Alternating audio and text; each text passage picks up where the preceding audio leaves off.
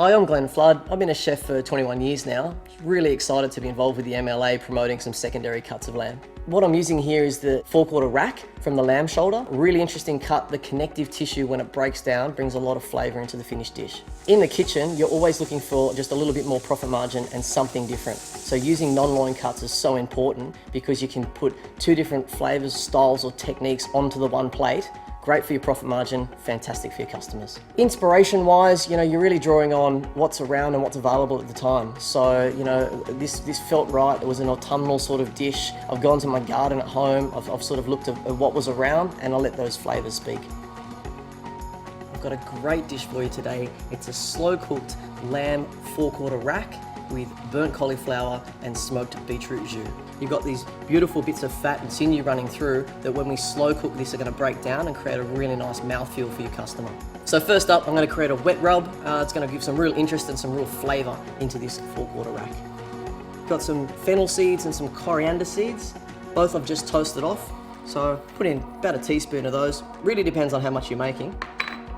A little bit of dry chilli.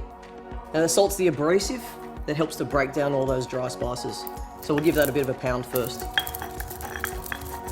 Once we've got the dry spice all ground down, I'm gonna add the wet components into the rub. So we're gonna go with a little bit of lemon. We'll zest that down. A couple of cloves of garlic. I've just peeled a couple here, so we'll drop those in. And now some rosemary. Now, flavouring down our lamb. What I like to do here, and you can see, my butcher's trimmed this up so they're Frenched, the forequarter rack, but there's still a good amount of fat and sinew running through it because I want that connective tissue to give the flavour and the mouthfeel to the end dish. So what I love to do is rub it down and give it overnight in the fridge to really let those flavours come all the way through, but a couple hours will do it. For our parsnip puree, so we're going to peel down our parsnips. Just remove the core like so. And we want to make a puree out of the lovely flesh. Just cover them with cream. A couple of knobs of butter to create a richness and a good pinch of salt. Throw my lid on, get it onto the stove, bring it up to the boil, then down to a simmer. So I've taken my parsnips, they're all nice and soft because that cream, the butter, it's got a lot of richness in. Just drop the whole lot into the blender, pureed it right up, and it becomes a little bit starchy and very silky. And what I end up here with is something quite stunning that's going to sit beautifully with our lamb. So the sauce for this dish is really interesting. We've got three distinct components. Number one's the veal jus. Number two, we've got the beetroot puree, which adds a real good sweetness and colour into the sauce. And number three is the smoked bone marrow. All together, they're sensational. Beetroot puree, really simple. Cutting it down will make it cook a little bit quicker. Got the garlic on there, the rosemary, a little bit of olive oil, some salt. I'm gonna wrap that up and put it into the oven. Roast it till it's soft, probably about 90 minutes, maybe a bit more, depends on the size of the beetroot. So the beetroot was all soft. I've taken it out, peeled the skin off, removed the garlic and the rosemary and pureed it right down. So the smoked beef marrow adds a lot of depth and some real interest into this sauce. So I've had my butcher just carve through those marrow bones, and what I'm going to do here is just push out the fat into some ice water so it leaches out any extra blood. For the smoking mix, a bit of rice. We use rice because it holds the heat.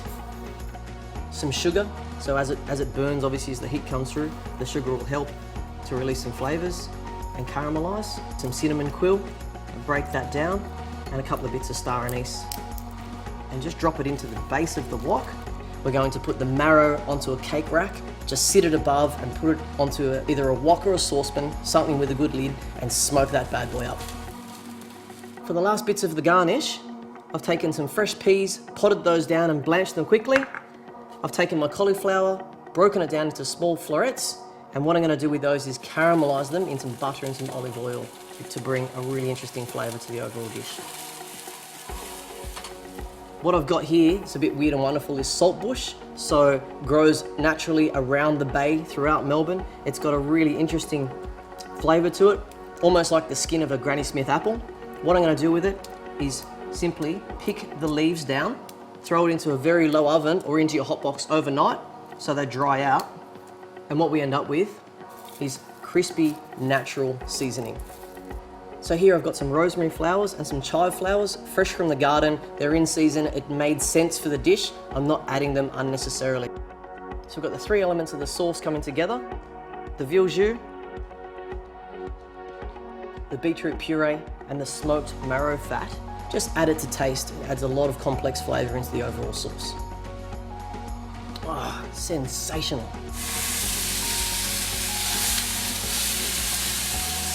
So we've pan-seared the lamb, put it into the oven, 100 degrees, so pretty low, slow cooking. 25 minutes to half an hour. Now we give it a short rest, then we're gonna trim it off the rack, slice it to plate up.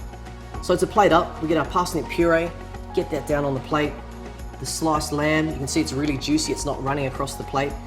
Then we'll grab a little bit of our caramelized cauliflower, a little bit of the peas, scatter those around, our crispy saltbush, a couple of the little foliage flowers, and lastly, our beautiful smoked marrow jus. Just drizzle that around. There we have my slow cooked lamb 4-quarter rack with parsnip puree, smoked marrow jus, and crispy saltbush.